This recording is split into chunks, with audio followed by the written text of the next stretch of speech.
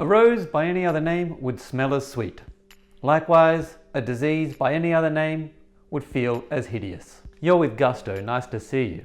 If you haven't caught any of my videos before, I'm doing a 10-part series on ME, a disease I happen to have because I'd like to raise awareness. And because I'm an idiot, I'm going to be eating a consecutively hot or chili at the end of each episode until I consume the Carolina Reaper, which weighs in at about 2 million Scovilles.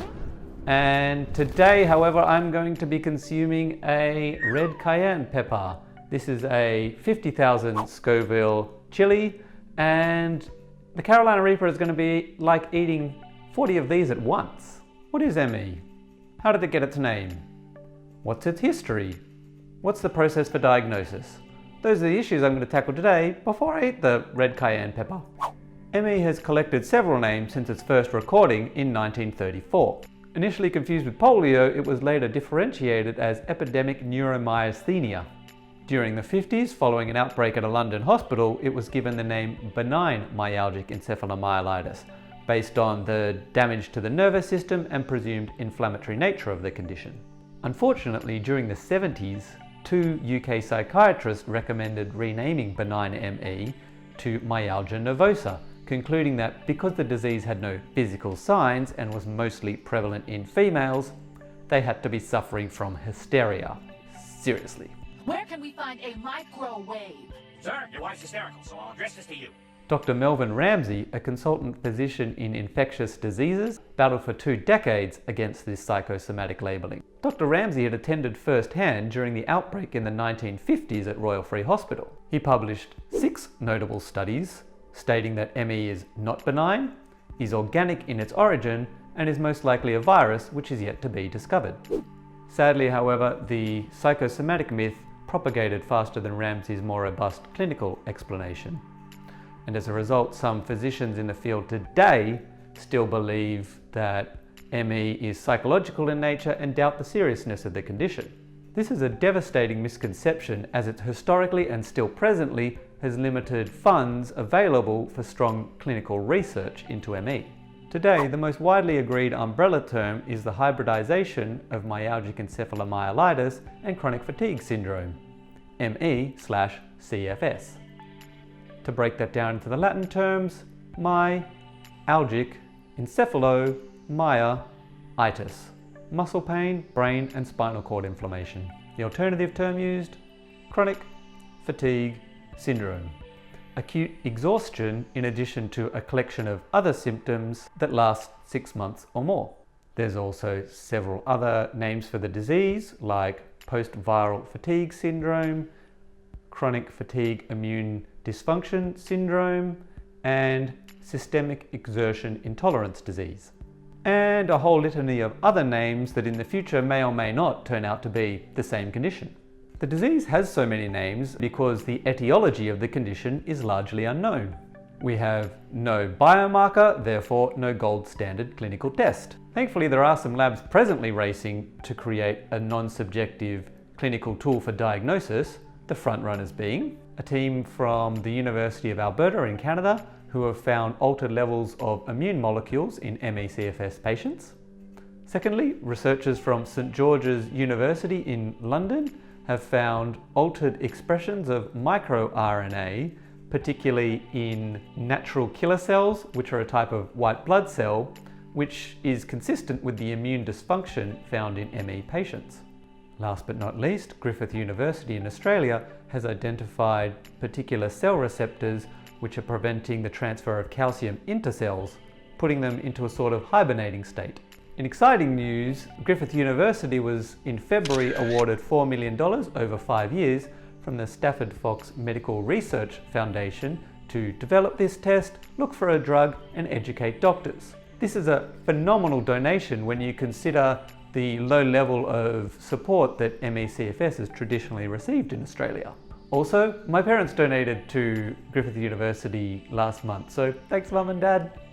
Once the underlying cause of ME is identified, I'm sure a more appropriate name will be agreed. For the moment, however, patients all agree on one thing. The term chronic fatigue syndrome is horrifically inadequate, as it trivializes our suffering and fails to encapsulate all the other symptoms that we suffer, such as these. Chronic fatigue syndrome would be like calling Alzheimer's chronic forgetfulness syndrome or Parkinson's chronic shakiness syndrome. It's a serious disease and it deserves a serious name. Look, this is my serious face. Since no clinical test exists, what's the process for getting diagnosed? Short answer, a difficult one. Check out this clip from the pilot episode of House MD. I'm tired a lot. Any other reason why you think you might have chronic fatigue syndrome? It's kind of the definition, isn't it? It's kind of the definition of getting older. I had a couple headaches last month, mild fever. Sometimes I can't sleep and I have trouble concentrating. Apparently not while researching this stuff on the internet. I was thinking it also might be fibromyalgia. Excellent diagnosis. Is there anything for that? Do you know, I think there just might be.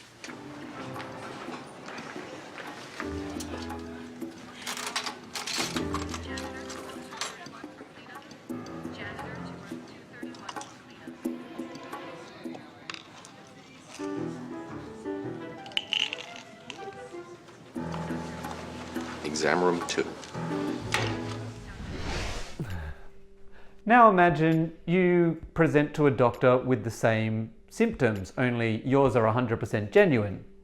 Unfortunately, most of the time you're going to get the same response as grumpy Dr. House. Dismissal, bordering on contempt.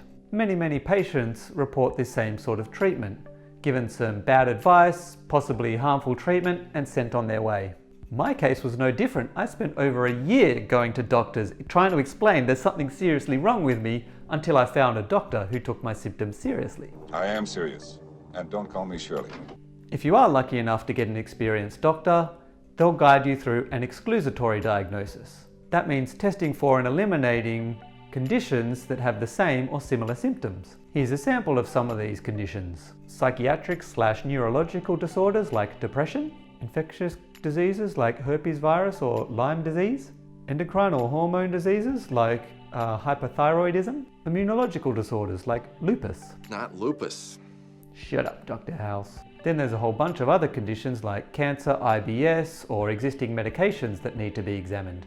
Provided those all come back negative, then patients are simply thrown into a bucket labelled ME/CFS. But even that bucket is fraught with confusion because there is at least 6 different definitions of ME and CFS, each with differing criteria. Each patient then falls somewhere onto a spectrum from mild, moderate to severe, and often patients move through the spectrum as happened with me. To explain it briefly, mild can work part-time, moderate are mostly housebound and can't work, and severe are completely housebound or bedbound and entirely reliant on others. ME has never been treated with due respect from the moment it was discovered. Part of the reason for this is because there's simply no outward symptoms. If there were a police lineup of healthy people and ME patients, you wouldn't be able to tell the difference. Like people who experience psychological trauma or chronic pain, the only way to determine the extent of the damage is through respectful and thorough examination. But for ME, I still believe the immediate goal should be a gold standard clinical test. And that's where I want your support to try and push for this goal.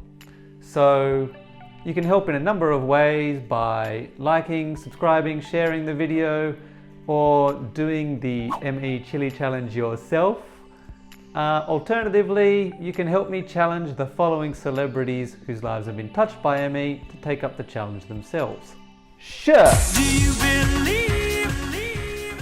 Flea! Scottish that I wish you saw. Emma Blackery! Finally diagnosed with chronic fatigue syndrome. Morgan Fairchild! It's because Morgan Fairchild has had this disease. And Stuart Murdoch. There's not even a bit of paper that says I have ME.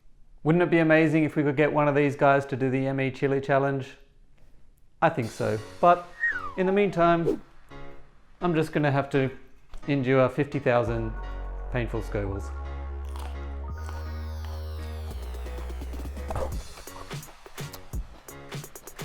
Oh my god. Oh my god. The first bite is horrible. That is like crazy hot. Oh my, couldn't. I'm trying to speak, but the heat is burning my throat. Yeah, this is hotter than I expected.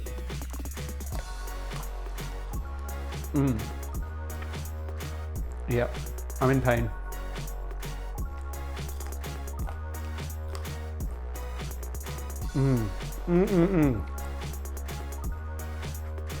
This is so much fun. Why aren't you guys doing it?